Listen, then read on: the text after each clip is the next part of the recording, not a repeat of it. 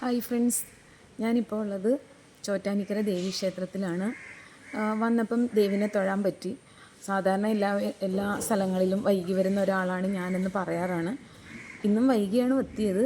പക്ഷേ എന്നാലും എനിക്ക് ശിവലിയുടെ സമയത്ത് പ്രദക്ഷിണത്തിൻ്റെ ഒപ്പം കൂടാനും അതോടൊപ്പം ദേവീനെ അടുത്ത് കാണാനും ഒക്കെ സാധിച്ചു. വലിയ പ്രാർത്ഥനയായിരുന്നു ഇവിടെ എത്തുമ്പോഴേക്കും എനിക്ക് ദേവിനെ കാണാൻ സാധിക്കണേ എന്നുള്ളത്. കാരണം എനിക്കെന്തോ ചോറ്റാനിക്കര ദേവി എടുത്ത് വലിയൊരു അടുപ്പമാണ്. എന്ന് വെച്ചാൽ ഞാനിവിടെ രാത്രികാലങ്ങളിൽ ഇരുന്നിട്ടുണ്ട്. ഭജന ഇരുന്നു എന്നുള്ള രീതിയിലല്ല, അല്ലാതെ ഒക്കെ എനിക്ക് ഈ ക്ഷേത്രത്തിൽ വന്നിട്ട് രാത്രിയിൽ ദേവിയുടെ പൂജകളിലൊക്കെ പങ്കെടുക്കാൻ പറ്റിയിട്ടുണ്ട്.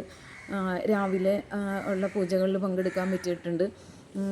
പിന്നെ എന്തോ കുട്ടിക്കാലത്ത് കണ്ട ചോറ്റാനിക്കര അമ്മ എന്ന് പറയുന്ന ആ സിനിമ എൻ്റെ മനസ്സിൽ തങ്ങി നിന്നതുകൊണ്ടാവാം എന്തുകൊണ്ടോ എനിക്ക് ചോറ്റാനിക്കര എന്ന് പറയുന്ന ഈ സ്ഥലം, അല്ലെങ്കിൽ ഈ ക്ഷേത്രം, ഈ പരിസരം, ഇതെല്ലാം എനിക്ക് ഭയങ്കര ഇഷ്ടമാണ്.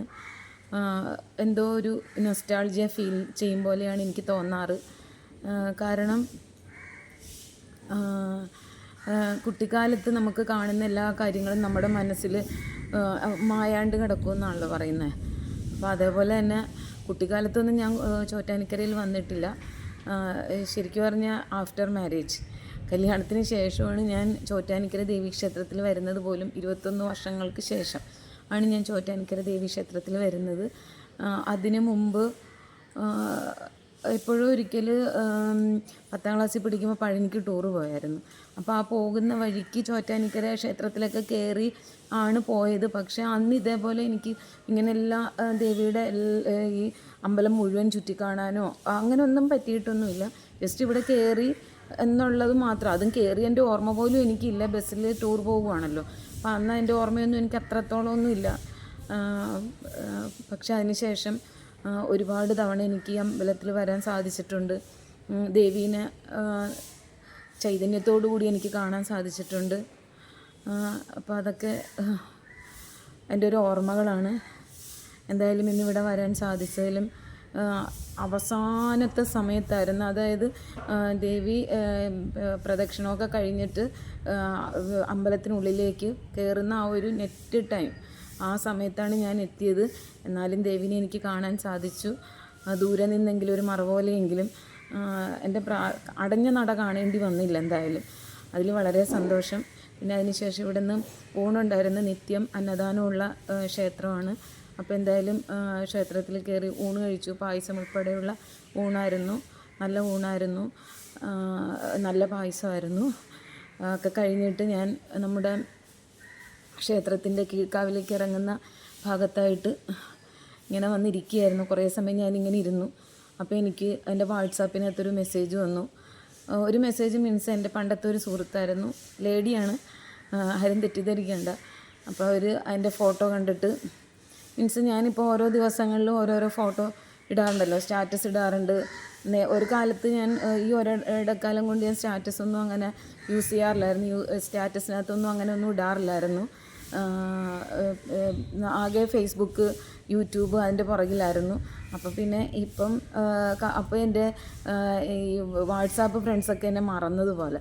അപ്പോൾ അതുകൊണ്ട് ഞാനിപ്പം ഒരു ഫോട്ടോ എടുത്തു കഴിഞ്ഞാൽ അത് ഫേസ്ബുക്കിലിടും, യൂട്യൂബിലിടും,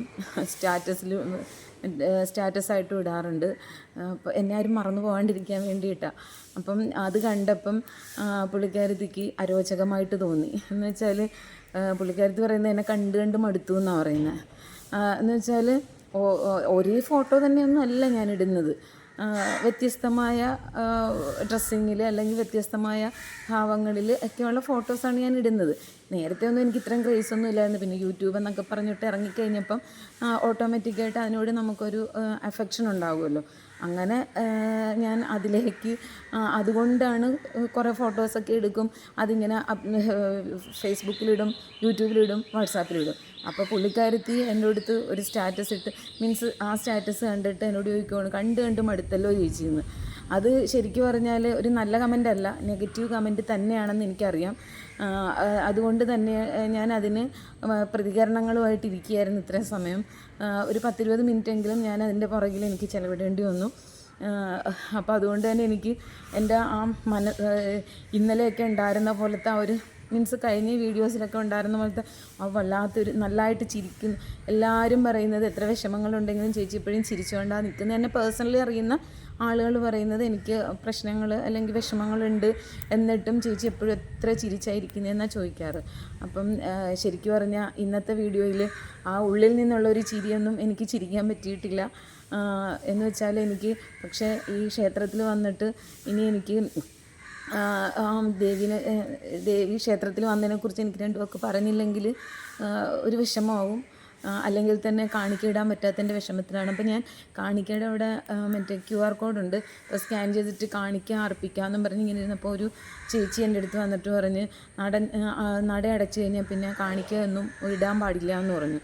അപ്പോൾ ഞാൻ പറഞ്ഞു അയ്യോ എനിക്കിതൊരു ഭയങ്കര വിഷമമാകുമല്ലോ എന്ന് പറഞ്ഞ് അടഞ്ഞ നട അടച്ചു കഴിഞ്ഞിട്ട് കാണിക്ക അർപ്പിച്ച് കഴിഞ്ഞാൽ അത് അതിനേക്കാൾ വലിയ വിഷമമാവില്ല എന്ന് ചോദിച്ചു. അപ്പോൾ എൻ്റെ ഒരു ഫ്രണ്ട് ഇതിനു മുമ്പ് എന്നോട് പറഞ്ഞിട്ടുണ്ട്, പുള്ളി ക്ഷേത്രവുമായിട്ടൊക്കെ ബന്ധപ്പെട്ട് നിൽക്കുന്ന ഒരാളാണ്. പുള്ളി എന്നോട് പറഞ്ഞിട്ടുണ്ട് അടഞ്ഞ നടയുടെ മുന്നിൽ നിന്നിട്ട് പ്രാർത്ഥിക്കരുത്, കാണിക്ക അർപ്പിക്കരുത് എന്നൊക്കെ എന്നോട് പറഞ്ഞിട്ടുണ്ട്. പക്ഷേ ഞാനതൊന്നും വലിയ കാര്യമൊന്നും ആക്കിയിട്ടില്ല.